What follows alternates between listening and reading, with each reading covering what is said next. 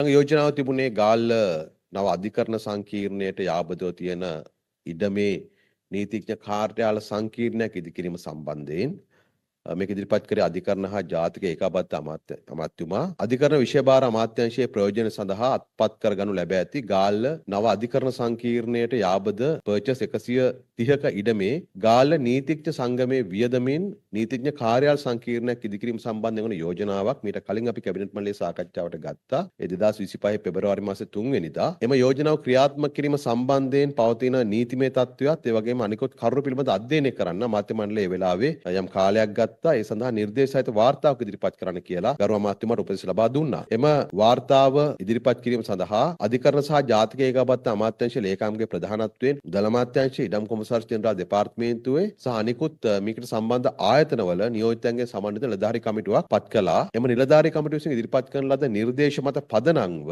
කටයුතු කිරීම සඳහා අධිකරණ සහ ජාතික ඒකාබද්ධ අමාත්‍යාංශයත් ගාල්ල නීතිඥ සංගමයත් අතර අවබෝධතා කිසිමක් අත්සන් කරන්නට අධිකරණ මැතිතුමා අනුමැතිය ඉල්ලා හිටියා. එම අනුමැතිය ඊයේ කැබිනට් මණ්ඩලයේදී ලබා දුන්නා.